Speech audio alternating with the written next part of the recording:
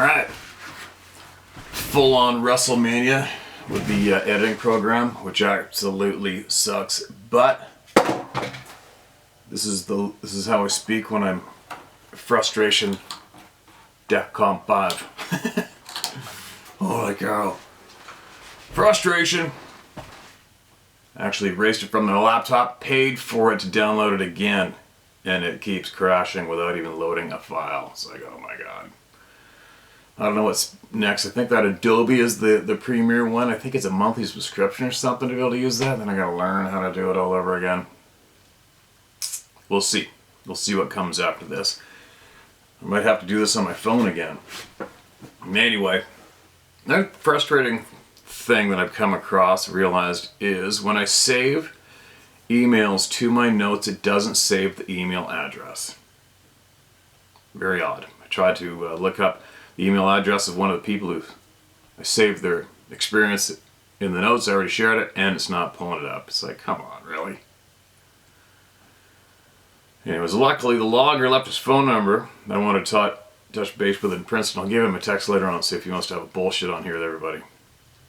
Maybe, possibly. So, in the meantime,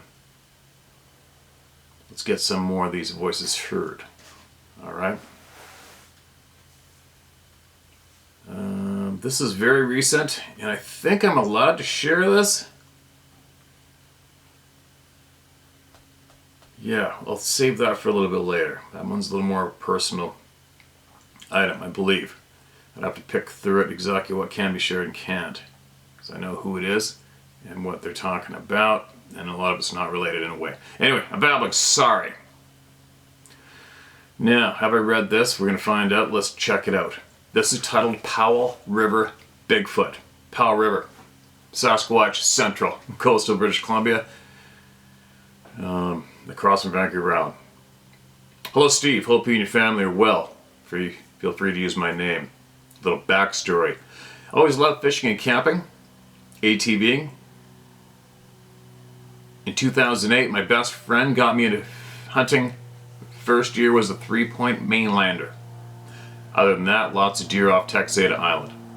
Over the years, I've gotten big on spring bear hunting, including a few LEH grizzly hunts. Oh, that's a little while back. Spring of 2012, I believe, I was out in the afternoon up Goat Lake, Maine, approximately 23 kilometers, where the Rainbow Main goes off to the left. And sitting on the Goat Main, you look across the logging block and see the Rainbow Main Road. This road eventually goes into a tree line. While spotting, see something big and black, but on 2 feet. Catches my eye at the tree line. I'm just correcting some of the typos as we go. That's why I'm pausing a little bit. Thinking it was a black bear, in my mind, I know it wasn't. I decided to drive down there. I'm packing my .338 Win Mag. But I'm by myself, like most of the time. I used to have one of those. That's a big cannon. Get out and walk in a bit. Seen a big human-like tracks in the mud, but way too big. Getting a bad feeling. I look around, and this gut-crunching growl comes out of the bush. I took off. I go down, turn around, and notice a bipedal, and I notice a pedal bike hidden off in the brush. On my way down, I ran into the CO, that's a game warden. He's a native fellow, and I told him what I seen and witnessed, and he didn't seem bothered at all. I now live up in northern BC and work logging. Not a day goes by that I can't vision that creature perfectly in my mind. No doubt. It's a life sentence, right? Especially being a logger. No doubt.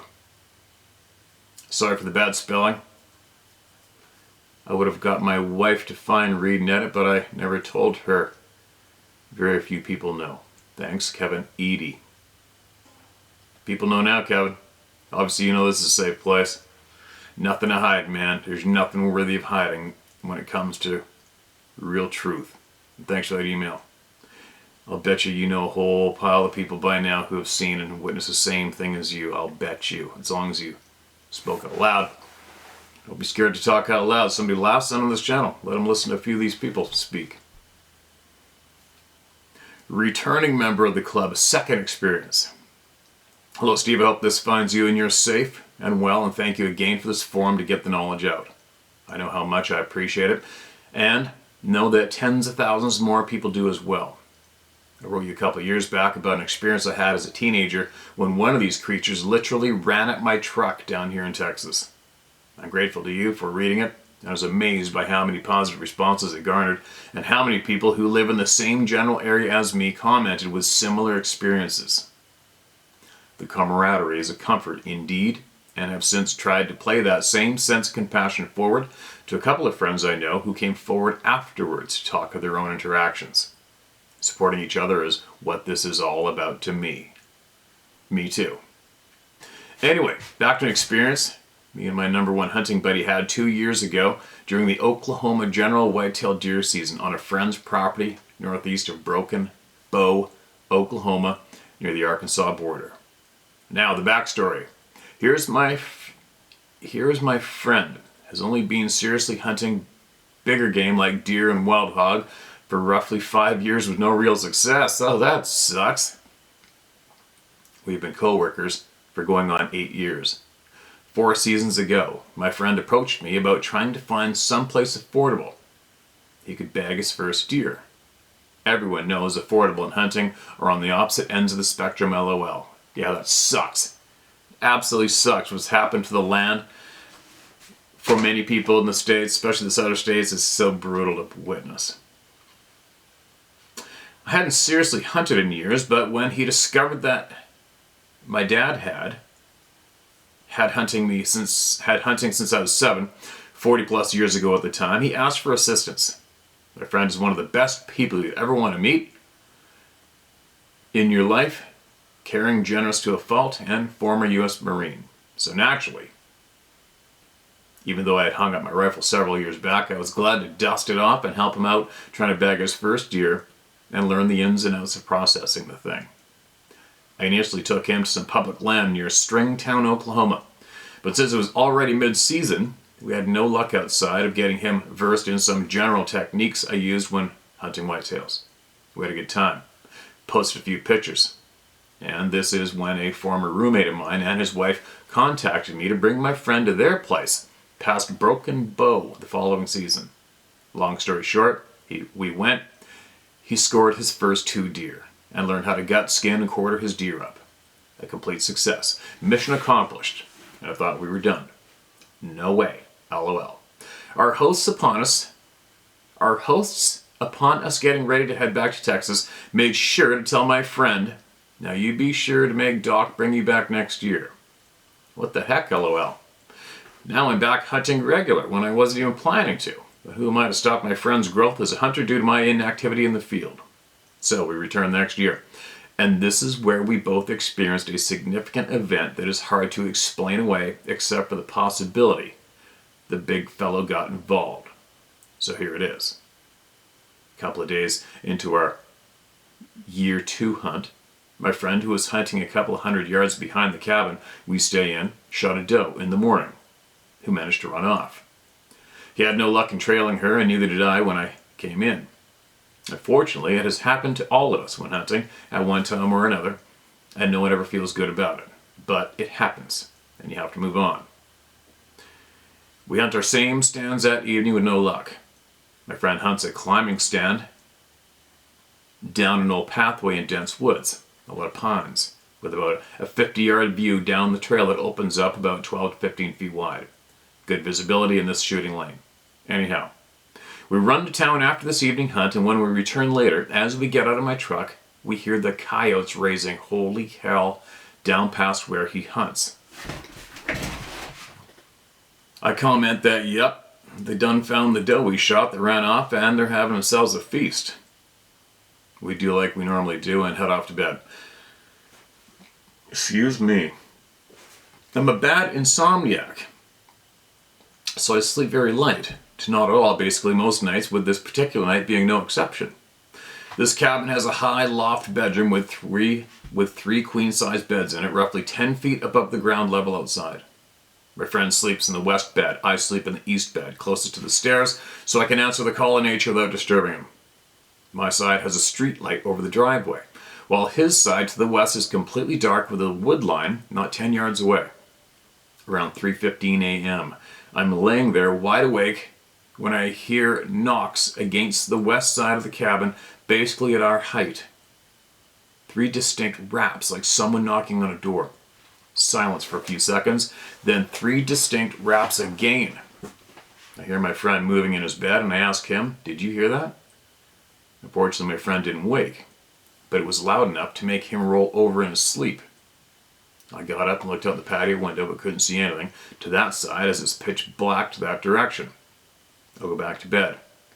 And we get up around 5 to go out to our morning hunt. I told my friend about what I had heard and he was quite surprised. But we got our gear together and headed out. I normally walk him down to his climbing stand to help him get his gun and day bag up to him once he's in position, then head to my stand on another piece of property a few miles down the road. With this morning being no different. As we're approaching his stand's location, I'm in front with my flashlight leading the way. When we reach his stand, on a skinny pine tree is a big possum. This possum had climbed to the top of this pine tree and was completely bowed over where the possum was only like 6 to 7 feet off the ground. I commented that it's odd for him to be climbing up a non-fruit bearing tree. He must have been trying to get away from something. Because this possum was being still as he could be. He wasn't hissing or showing his teeth, nothing. He just clamped onto that tree with a death grip, being perfectly still and perfectly quiet. He's trying his best to be invisible, LOL. I get my friend and his gear up his stand's tree and prepare to leave. Like always, I shone my flashlight down the trail through his shooting lane, and the trail is clear except for this weird-acting possum. Here's the bullet point. The area/trail is clear at roughly 5:30 a.m. in the pitch black. Here's the bullet point. The area/trail is clear at roughly 5:30 a.m. in the pitch black. I wish my friend luck and head out. When I return around 10:30 that morning, lo and behold, here's my friend skinning out a doe. Now, I hadn't heard him shoot that morning, so already I'm wondering what's going on. According to my friend, after I left him in the dark, he was sitting there like always, waiting for daylight. As it started getting around 6:15-ish, he could notice something white looking, laying across the trail out in front of his stand in the middle of his shooting lane. He started scoping it, and as it got more light, he seen that it was a dead doe laying on her back, leaned against a sapling in plain view of his stand.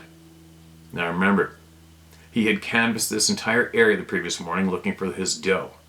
I joined him later the same morning and looked as well, no deer.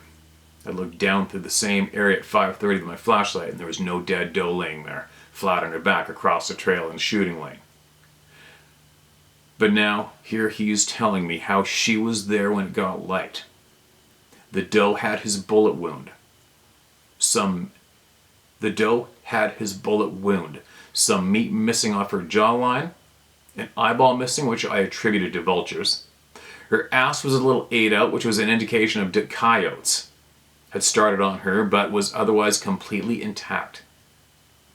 I had him stop what he was doing because my nose could smell she had already started to turn.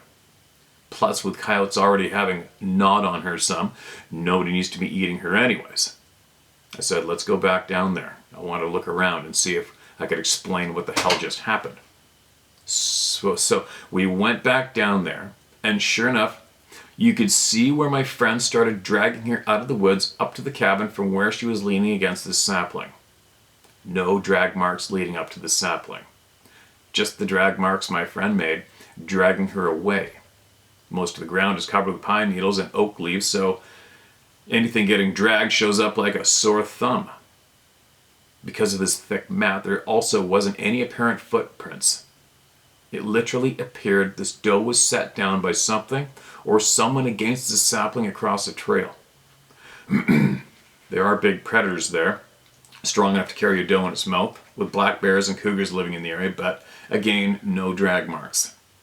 I said, let's go take a look at the doe's carcass even closer. I wanted to look for teeth marks of a large predator around the neck and back just to see. And as by now, I'm sure you guessed, there were none. No large canine bites anywhere on this doe's body, so whatever carried her there didn't use its mouth. It picked it up somehow and deposited it there in front of him, in the roughly 45-minute span of me leaving him and first light. The only animal attributed damage was the cheek meat and missing eyeball a vulture probably did, and its bunghole getting started on by coyotes. But what made a sizable pack of coyotes stop and run them off of a free meal? What knocked on the side of her hunting cabin twice at 3:15 in the a.m., well above 10 feet off the ground? What had that big possum so scared he climbed a tree that couldn't even support his weight and made him sit there silent and perfectly still like he was trying to be invisible instead of hissing and raising hell at me? And last, what silently put that dead doe flat on her back across the trail right in the middle of my friend's shooting lane in a 45-minute window of darkness between me leaving him and first light? Whatever it was stealthy as all get out and strong enough to carry it and not drag it without having to bite it, and then place it on the ground without my friend hearing anything. These woods are thick with tons of vines, dead limbs, dead oak leaves in the trees and on the ground, and something made its way through all that, lugging a dead doe with all her guts in her without making a sound. My guess is, whatever it was very close by. That's why the possum was acting so weird and scared. He knew something was there waiting in the darkness, and that me and my friend were oblivious to. I honestly think whatever it was is cognizant enough to realize me and my friend are good people. Excuse me. We only hunt to eat what we take. Whatever it was just being neighborly and trying to return my friend's doe, which was why it knocked on the side of the cabin, to kind of give us a heads up of sorts. Your knife story the other day brought all these similarities to mine with my friends and my experience 2 seasons ago, and how neat it is. 2 experiences on different ends of the North American continent have the same trademarks: non-hostile interaction and the returning of lost things to fellow beings, these things recognized as fellow hunters just out trying to secure a meal the right way. If my friend was some kind of an asshole and poor excuse of a hunter, I don't think his deer would have been returned to him. But whatever it is, I can honestly sense his aura, a good human being trying to be ethical as possible in tracking down his lost game, and decided to step in and help him out. I might get ridiculed about this, but I really have scraped my mind for over 2 years now trying to think of any other plausible way that very dead doe showed back up like it did, and I can't think of one. We're going back again this season to the same woods. Whether anything happens again, who knows? But I hope this experience might help someone else who worries about getting back out in the woods, doing something they have enjoyed in the past. Not all these experiences are negative in nature. As this one turned out, it was quite the positive one, and actually can make one more confident and comfortable with the unknown out there. It's not all bad like my first experience was. This event helped even the scales in my lifetime after 40-some years of having that negative event always sitting in the back of my mind. Take care, Steve. God bless you for all you do for the club members out there. Your friend, Doc. All right, Doc, thanks for that detailed experience, man. It's bizarre. You know, especially when typically the more stronger pattern seems to be of an opportunist when it comes to us and hunting our game animals, right? I don't know how many experiences people have shared with us. Excuse me, drinking coffee, clearing my throat. How many hunters have had their game taken, stolen from camp, stolen from the meat hook 10 feet, 14 feet off the ground. Blood trailing a perfectly shot game animal, only to find it hanging up in a tree and then a thing standing there with red glowing eyes looking at him. Right? It's not that often. Excuse me, that we got a frog in my throat. It's not that often that we get game meat returned to us. And I think your average person would probably think, well, what the hell are they doing returning a sour deer that's gone sour? Well, from first-hand experience, if it is the same beings that seem to dominate this channel's topics, they don't give a shit if it's sour or not. When we dropped off that 350 pound mature ewe sheep, a friend of mine had died in their flock. We dropped off in the middle of this clearing up the woods, coastal British Columbia, near Lillooet Lake, and it was nasty. I mean, we're talking nasty. And something picked it up and carried it away. And the only thing left was one patch of hide, pulled off, and it was blue. Blue meaning skinned perfectly, just blue, perfect, raw hide on one side and the wool on the other. Pulled off, almost like it went. Good enough. Tossed it, picked up the carcass and left with it. Then, only about, as the crow flies, right there across the little valley, is where I ran into a real cool dude who works, a native guy from the Mountain Curry band, and he works for the band. I ran into him and he just flat out said, oh no, they're down at the river right now, which is spring. When was that? It was June. And I said, what? He goes, oh yeah, they're down there. They're down there every year this time of year. And he said he observed the footprints of two adults and a younger size foot. The two adult prints were going in and out of the Birkenhead River, and they were picking up, when I've already shared this a few times on here, I'll do it again. When a salmon starts to rot on the side of the river, it just turns into yellow, pasty mung. Stuff you do not want your dog rolling in. And they were picking up those nasty ass carcasses. Just, you could see where the carcasses were and where they picked them up and took them with them. So, that may answer the question of, somebody might say, well, no, they're not going to return rotting meat. They don't see any difference. They don't know. Either they don't care, they don't know, or they wouldn't think that we cared either. Who knows? I don't know. But that's all I can add to that one. Good luck hunting this year, man. I hope it all goes smooth and safe for everybody and nobody gets chased out of the woods, right? What's this one? My encounter. As an elementary school student in 1971, I saw Legend of Boggy Creek, and I later read Peter Burns' little paperback book on Bigfoot. The North Georgia mountains, especially Appalachians, are rich with legends and strange stories about boogers. Parents and adults would say, don't be at night. That's when the booger bears come out. Or don't go there, boogers will get you. Problem was, nobody ever tell you what a booger was or how it looked. Alright, we read this, didn't we? Until I got my house, my friends. Yeah, we read this one. Caught it. Maybe it must have got sent again. I don't know. Next voice to be heard. This is my Sasquatch story. Who? Me, Joseph Glenn, Captain, U.S. Army, retired, and William, a Canadian Forces First Nation Wilderness Survival Skills Instructor. What? Mountain Survival and Parachute Training, Canadian Forces Airborne School and Training Center, Calgary, Alberta. When? September 1989. Where? Jasper National Park. Why? Joint Canadian U.S. Army Special Forces Training. How? Just lucky, I guess. Alright, this is a familiar scenario setup so far. Either we've read this before or this is somebody else who is doing the same thing as other people have emailed us about. So here we go. Man, oh man, lucky I didn't do it live today. I read one that took about 20 minutes and in the end it was just somebody telling a story. Had nothing to do with the topic at hand or to help anyone or help himself. Whew. Tough to swallow that loss of time right now.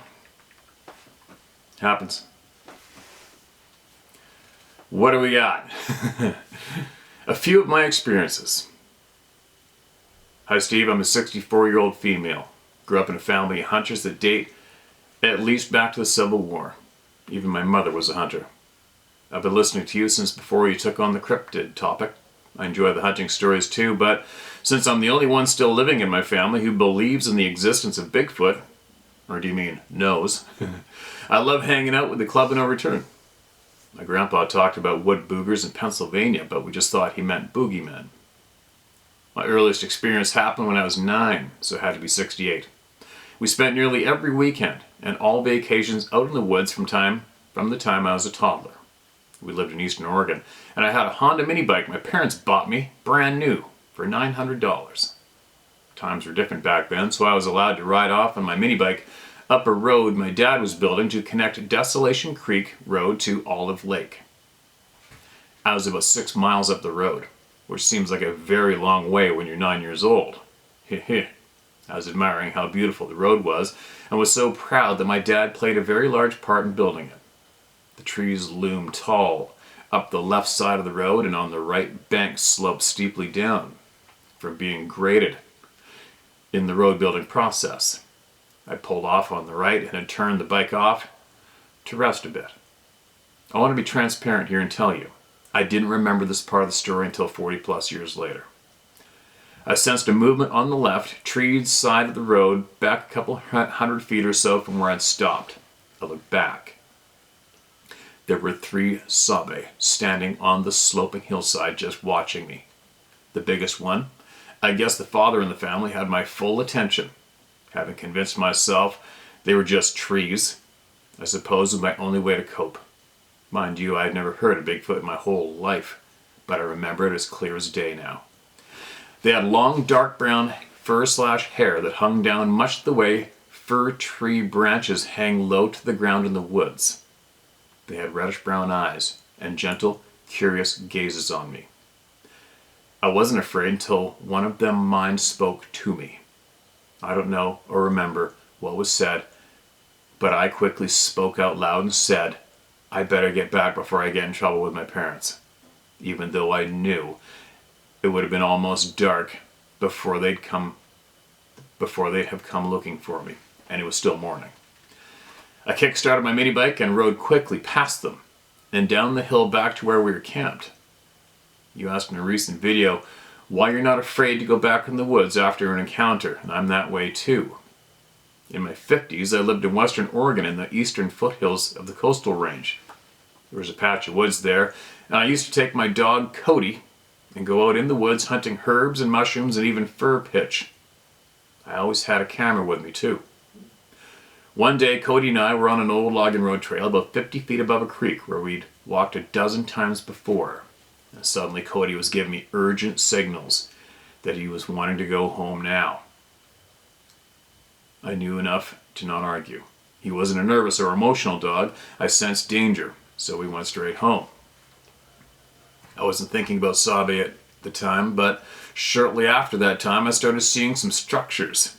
For instance, a tall, skinny tree that was still living, woven between 3 other trees, then up an embankment, around another tree, and then pinned down by yet another tree. I also had a leafy tree shaking at me. It shook violently, but there was no wind and nothing else in the forest was moving. But I didn't see a being. The most frightening experience happened in 2017. It was early fall, and I'm out on the logging road above the creek again. Cody's with me, and I'm stopped, clicking pictures of the creek, the trees, my beautiful dog, etc. Suddenly I hear the loudest sound, unlike anything I'd ever heard before. Being a believer in God, Jesus, and the Bible, my first thought was that I was hearing the trumpet of God.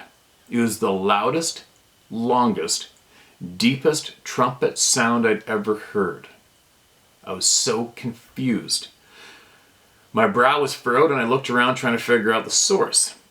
But then the sound started to sound like it may be some heavy underground drilling equipment, and I looked across the creek fully expecting to see tunnel drilling equipment appear out of the embankment ahead. But then the ground started shaking, and I literally fell to my knees, shaking all over. I thought for sure we were having an earthquake. I quickly fumbled, hands shaking violently, and turned my camera on myself and started recording a video, convinced I might be filming my last moments of my life. Here's the weird part. Cody was oblivious. He didn't hear a thing and was too busy sniffing everything the way dogs do. I called him, we headed home, me on very shaky legs and gasping for each breath the whole way home. I have no proof of anything, but I am as sure as I've ever been about anything, and that I was hit with infrasound. I also believe they/it can direct that sound, and that's why Cody didn't hear it. I was so humiliated by my fear that as soon as I was safely home, I deleted the video that documented my fear. I don't want anyone to see me like that, crying and snotting all over. Never be ashamed of truth. One more experience, this time a sighting that was never forgotten and then remembered later. By this time I knew they were around me. I wasn't afraid anymore. I never stopped going in the woods. I left them gifts sometimes, talked to them, telling them what we were doing, etc. I found a pile of scat once that was either from a Sabe or a giant man.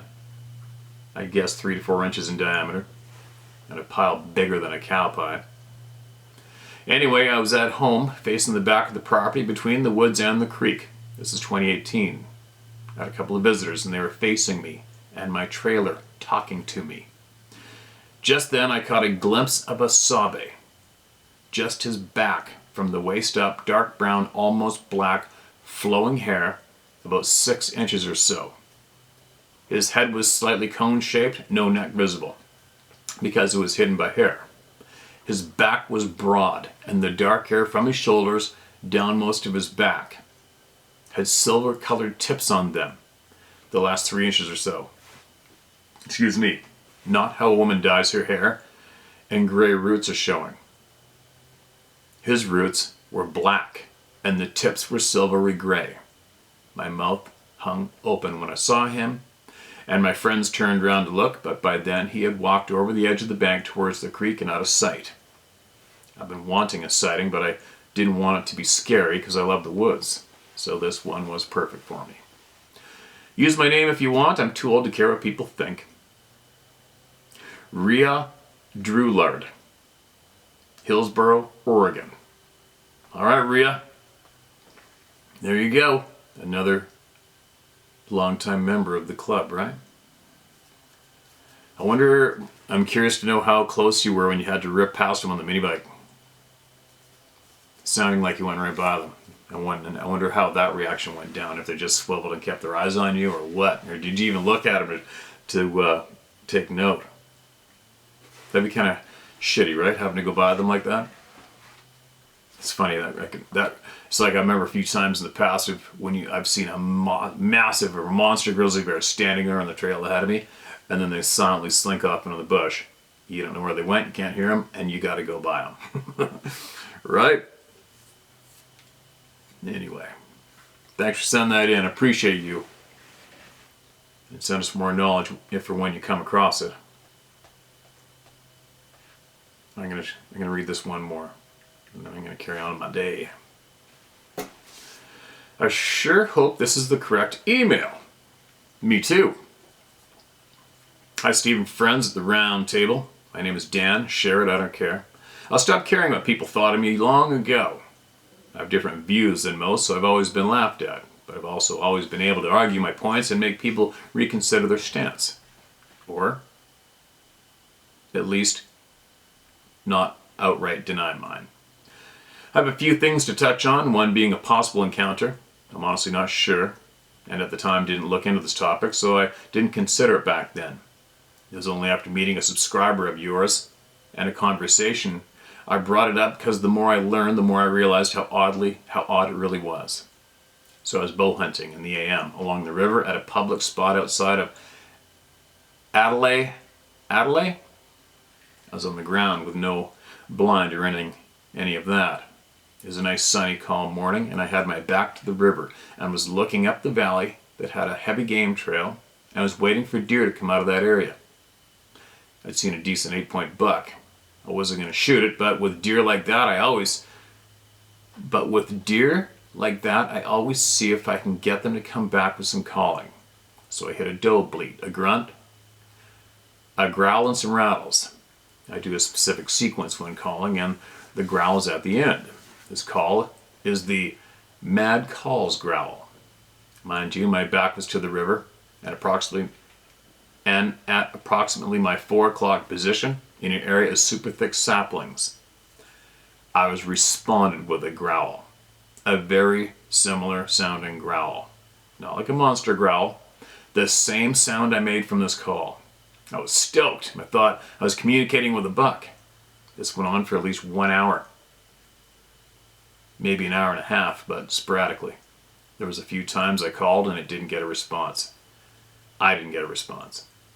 I remember thinking for all the years I bow hunted, 1, I've never heard a deer grunt, and 2, I've never heard one responding to a call like they were communicating. But this is happening, and this is awesome. Also, this growling in response was approximately 50 yards away. At one point I reasoned that this buck doesn't know I'm there, so I'm going to shift my position about 20 yards and face that stand of saplings this calling is coming from. So I moved very stealthily and got repositioned. And continued. To be clear, this is in the 1 to 1.5 hour time frame. I continued on, but the responses started to die down till there wasn't any more at all. As it got time to leave, I decided to check out where that noise was coming from. I walked over, assuming the only way that deer left without being seen was to go across the river to game management land. As I got closer, it was a few things apparent. One being, I could see where I'd been sitting clear as day, so I assumed that in the amount of time I had at least seen movement, as it wasn't as to think as it seemed from where I sat. Also, there was not one game trail going from the river to the bank in this area, as it was literally a cliff and straight up and down. Even at the time, this was a puzzle for me. Even at the time, this is what puzzled me. Sorry. I left and retold this experience to my hunting friends, and they all listened, but I knew they thought it sounded kooky. It did. LOL. I know what it sounded like, but that's what happened. So, if anyone at the round table has any ideas on this, I'm curious to hear what the masses with critical thinking brains has to say on this. I'm not trying to make this an encounter. I'll be fine never seeing one, or being near one. But I wanted to add this to the communities to see if others have had similar things happen. Do we all remember the Great American Eclipse of 2017? There's a lot of buzz about this at the time, so I assumed most will remember this. Here's the crazy thing about that eclipse. The day before, I was seeing the number 88 everywhere. I looked. Steve, I mean everywhere. My change was 88 cents. Prices were $2.88. 88 was everywhere. I'll explain in a moment why that's significant. So, this is what stands out for me. When that eclipse happened, and it was fully eclipsed, I noticed everything went silent. The wind stopped. There were no animals anywhere. Ponds were calm. It was like nature's volume was off at this moment. I've never experienced this well in the woods like so many have while hunting or hiking, but I know that experience. But does anyone else remember the eclipse and it all going silent and no animals anywhere? I wonder how this happening affects us, or possibly portals, or what is even causing this. It's so strange, right? Now the significance of 88. That year, only 2 months later, my grandma passed over at 88. I just always think back to how odd that was. My mom passed over last October. Nothing like that happened. Any ideas on that one? I apologize, I don't remember the video or the gal's name, but she shared some great info with us all about being on the spectrum and what she experiences. My ears perked when you read her email because I relate one-to-one with so much that she said. Honestly, to the point where I'd love to be able to speak with her so I can learn more of what she knows that can help me understand these oddities I experience. I mean, she basically identified all these things I know of in me and I experience, but I can't explain to others what it is, what I feel, what I know, or how I know it. I just do. Lastly, sorry this has gotten long, but I hope all the friends here find some sort of value in this email. But you had mentioned flat Earth, and here's what I find interesting. If it's flat, then it proves how much they're able to hide from us, convince us of, and not only that, people will blindly defend it even though they never tried to disprove it. Went and tried to measure a thing. but they're right because the government says so. So, when this is related to Sasquatch, it's so similar. One, the majority of masses will defend the government's position even though they've never left the city suburbs or their area. They've never been in the remote wild areas where these sightings take place. I went on a fishing trip to northern Saskatchewan years ago. We drive to Flin Flon and took a plane 1.5 hours north to the lake. For 1.5 hours of light, I never saw a house, cabin, city, village, or anything. Nothing. And you're going to tell me that you know what is or isn't in the woods? I'll bet there's huge areas a man has never stepped foot on. And you can tell me a Sasquatch couldn't be there? Or even different cryptid types? I just don't buy it. Well, Steve, I do appreciate you sharing this. If anyone has any questions of any of this, I'll check the comments and get back to whoever I can. I'm also very curious if anyone has any ideas or explanations on anything I've said so far. Fact is, we all know what's out there, or at least a good idea of it. Shoot, 10 years ago, if you said you believed in aliens, you were a tinfoil whack job. And now that Congress made it official, you're a whack job if you don't believe in them. But isn't it interesting how it's the same formula with all the taboo topics? I think they're demons, personally. Same with ghosts. And I now wonder if Sasquatch is in this area as well. I wonder because of the putrid smells people smell, and the glowing red eyes, and the feeling of terror, like when you experience a ghost/demon or alien/demon. I know not all will agree with this, but I do believe it for strong reasons I can elaborate on if anyone is interested. But again, thank you for all you're doing. Hope you find what you're looking for and accomplish what you're setting out to do. Thanks a ton, Dan P. Whew. All right, you guys don't know how long I've been reading right now. It's a lot longer that's in this video. On that note, I'm out the door. I have to go. I'm going to bite my lip because I just can't talk anymore right now. Can't talk anymore. Thanks for sending that in, Dan.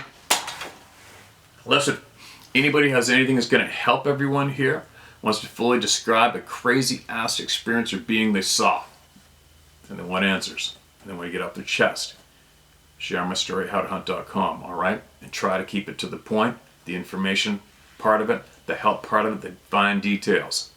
Alright? Time's valuable. Talk shortly.